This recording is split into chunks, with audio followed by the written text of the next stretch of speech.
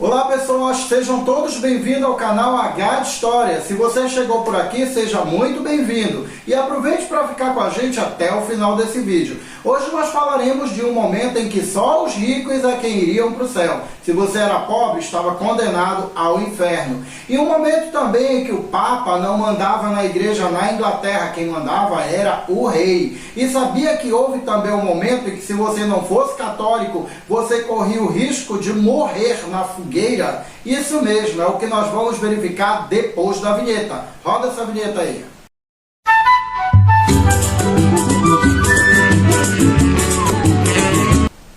Então pessoas, eu sou o professor Keiler, você está aqui no canal H de História e antes que esse vídeo comece, eu peço logo para você deixar a sua curtida aqui para fortalecer o nosso canal. Também, se você não é inscrito, se inscreva aqui no nosso canal, aproveite, ative as notificações para você ficar por dentro todas as vezes que a gente postar um vídeo novo. Hoje nós falaremos sobre as reformas religiosas, a parte 2. Vamos para o vídeo. Continuando então esse movimento reformista que começa lá na Alemanha com Lutero, por razões que nós já verificamos então no vídeo, aqui em cima tem um card que leva você até esse vídeo. Nós vamos então dar essa continuidade falando das reformas em outros lugares. E aí nós vamos destacar, por exemplo, a Suíça.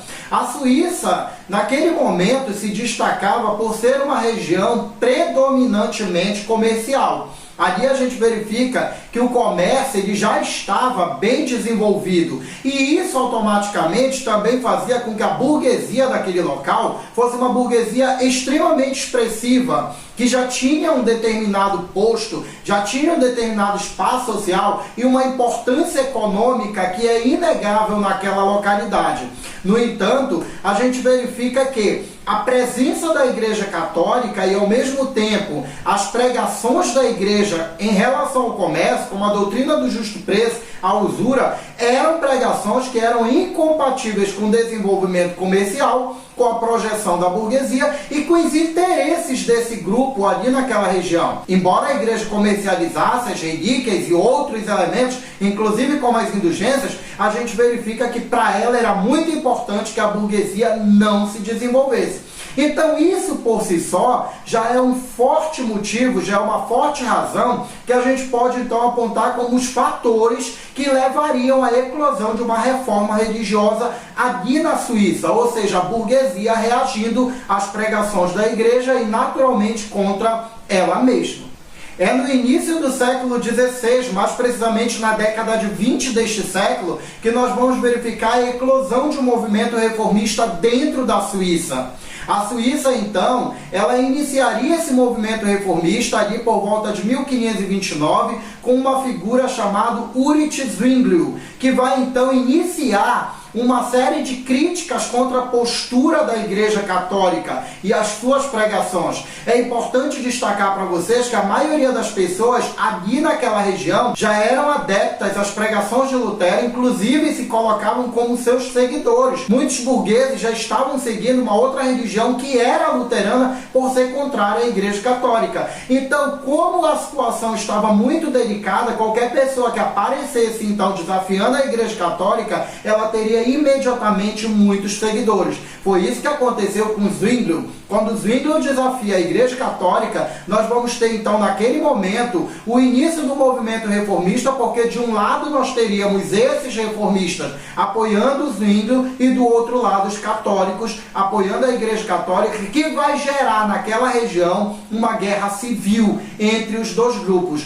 Por volta de 1529 a 1531, nós temos a eclosão desse grande conflito na Suíça. É no meio desse conflito que o Zwinglio vai morrer. E a partir do momento em que ele morre, a gente verifica então sendo estabelecida ali a paz de Kappel, que seria exatamente uma trégua entre católicos e reformistas, haja vista que a morte de Zwinglio acabou provocando um recuo no movimento da reforma religiosa. O movimento vai dar um tempo, o movimento então vai precisar de mais um fôlego. E esse fôlego, por sua vez, vai ser favorecido a partir da década de 1530, quando chega então à Suíça um francês chamado Jean Calvino.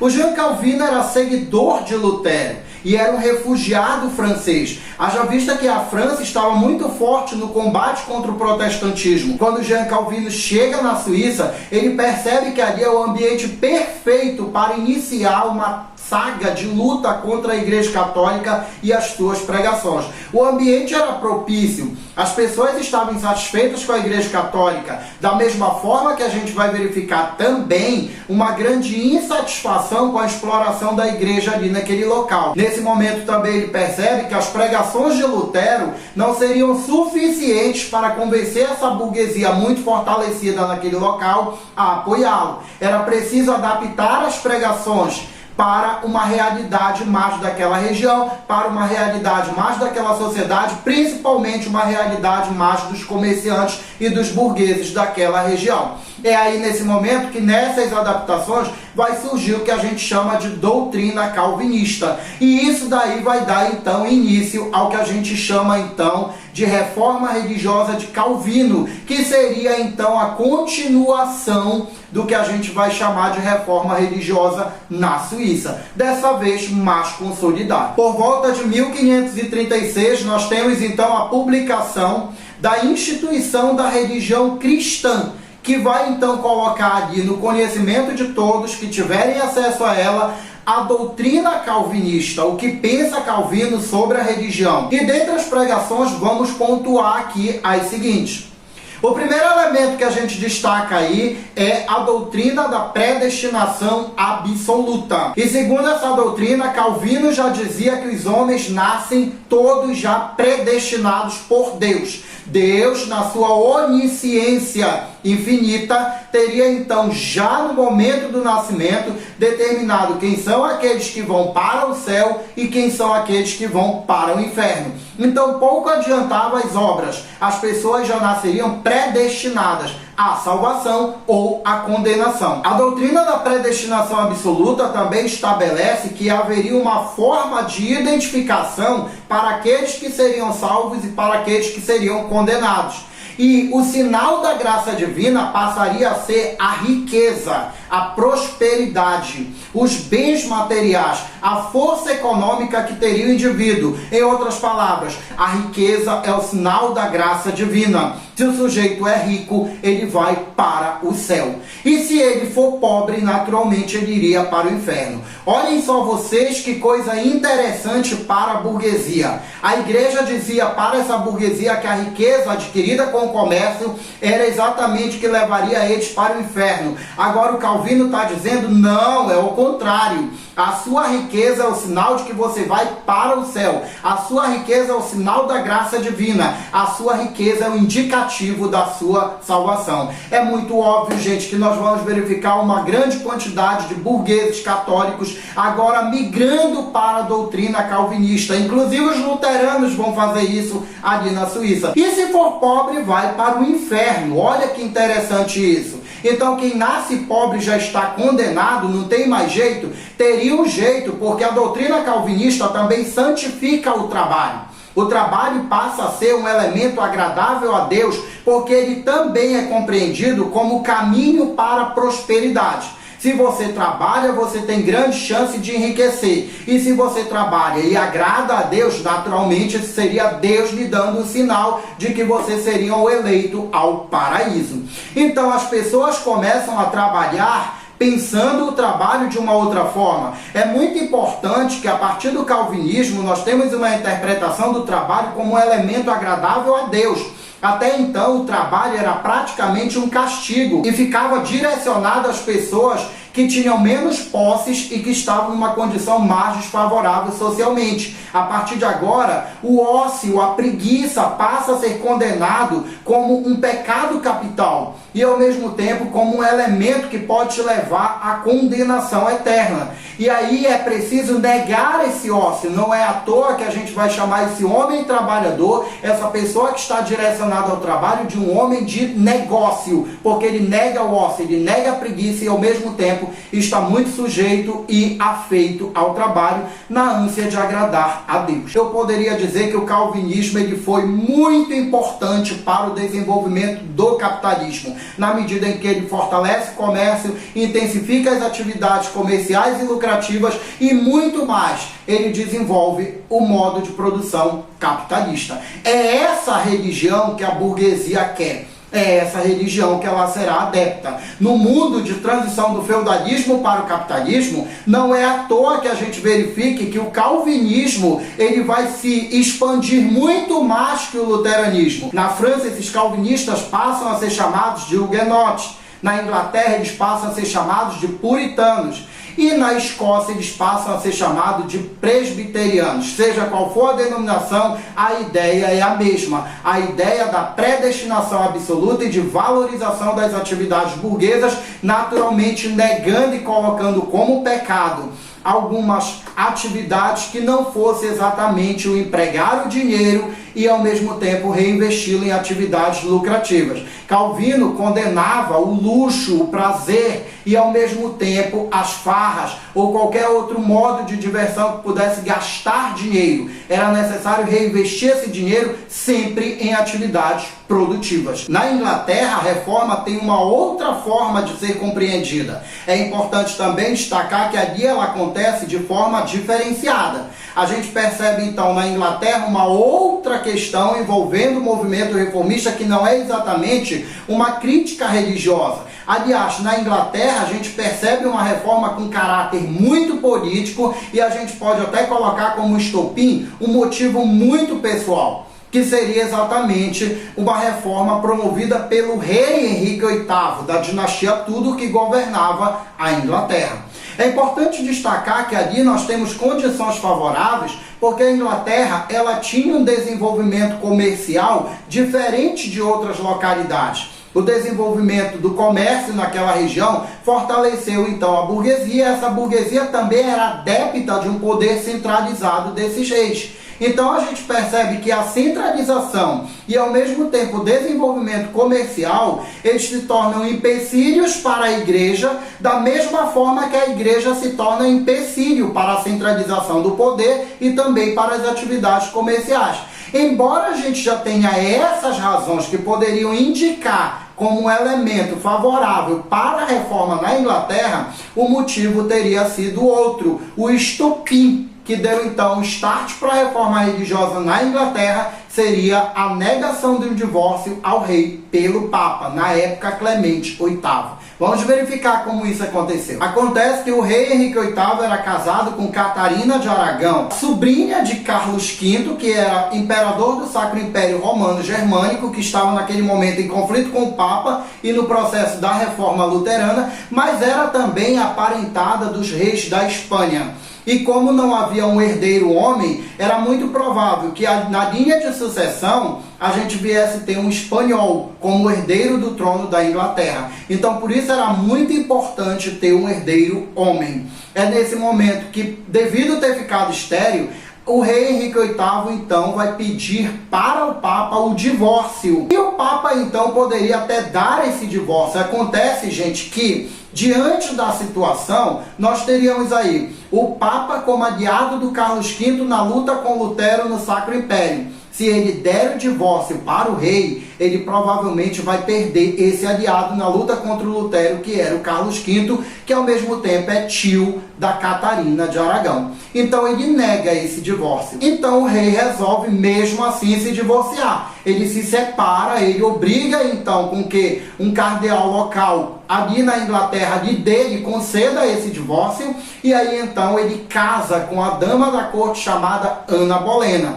E quando ele coroa Ana Bolena, a rainha da Inglaterra, ele é excomungado pelo Papa. E nesse momento que ele é excomungado, ele baixa em 1534 o ato de supremacia, pelo qual então ele rompe com a Igreja Católica e determina então algumas situações. Entre essas situações nós vamos destacar o ato de supremacia estabelecendo, primeiro, a ruptura definitivamente da Igreja Católica com o Papa e a subordinação da Igreja Católica ao rei da Inglaterra. Isso significa dizer que a partir de agora quem manda na igreja é o rei e não mais o Papa, como seria até então. Também fica estabelecido que o Estado, na figura do rei, confiscaria os bens da Igreja Católica e usaria então como seus elementos, como receita para então resolver os problemas econômicos daquela localidade. Ficaria também estabelecido pelo ato de supremacia a religião anglicana, que se a gente for analisar de uma forma geral, ela é basicamente uma tentativa de conciliar preceitos católicos com preceitos reformistas. Não há muita diferença do catolicismo, mas também a gente verifica que houve algumas mudanças na religião anglicana. Diante de tantos conflitos e de tantas confusões em vários lugares, e cada vez mais o protestantismo avançando, ganhando espaço, ganhando adeptos, inclusive autoridades se colocando a favor do protestantismo, é claro que a Igreja Católica precisa reagir. E essa reação ela vai se dar em dois âmbitos. A Igreja Católica vai precisar então se reajustar, mas algumas vezes vai lançar mão da violência para então se proteger do avanço do protestantismo. A uma a gente dá o nome de reforma católica, a outra a gente chama de contra-reforma. É o que a gente vai verificar então a partir de agora. Dentre os elementos que a gente pode considerar uma reforma católica, são aqueles em que a igreja percebe que em alguns momentos ela falhou e que essas falhas acabaram sendo o ponto fraco para que ela fosse questionada. E para isso foi criada em 1534 por um sujeito chamado Inácio de Loyola, a Companhia de Jesus. Ela funcionaria como uma espécie de seminário, e esse seminário seria para formar os novos clérigos, para dar um preparo todo embasado em teorias e ao mesmo tempo numa prática espiritual, para que esses novos membros da igreja tivessem muito mais compromissos com a doutrina católica, com a doutrina cristã e com as práticas da religião. Haja vista que antes eram vendidos esses cargos e as pessoas entravam com outros interesses que eram de longe interesses religiosos. A partir daí, então, os clérigos passariam a ter essa formação. E esses clérigos da Companhia de Jesus passariam, então, a ser chamados de jesuítas, que teriam como principal objetivo e responsabilidade fortalecer e resgatar o catolicismo e, ao mesmo tempo, levar esse catolicismo para outras localidades. Os jesuítas eram praticamente soldados de Cristo, eram cegamente obedientes à doutrina da Companhia de Jesus, que por sua vez é uma doutrina radical da Igreja Católica. Também faz parte dessa reforma católica o Concílio de Trento, que vai acontecer entre os anos de 1545 a 1563. E o Concílio de Trento foi então convocado pelo Papa Paulo III, e ele convoca então esses religiosos para discutir e ao mesmo tempo estudar a crise dogmática que a Igreja Católica estava passando. No entanto, depois de tanto tempo, a gente vai verificar que a Igreja Católica, a partir do Concílio de Trento, se mostrou cada vez mais indisposta a dialogar com qualquer outra religião. E na verdade a gente percebe que o Concílio de Trento ele serviu muito mais para reafirmar os dogmas católicos que teriam sido negados pelo protestantismo. Também se destaca nesse momento o processo da Contra-Reforma, que seria uma reação da Igreja Católica através de métodos violentos ao movimento reformista. E a gente pode então verificar aí a reabertura e a reorganização do Tribunal da Santa Inquisição, que ele foi ativado na Idade Média, ele existiu na Idade Média e agora ele está sendo reativado no sentido de combater o movimento protestante. O sujeito então ele passaria a ser perseguido pela Inquisição se ele fosse adepto ao pensamento renascentista, adepto ao pensamento científico e mais ainda, se ele fosse seguidor de Lutero, de Calvino ou anglicano.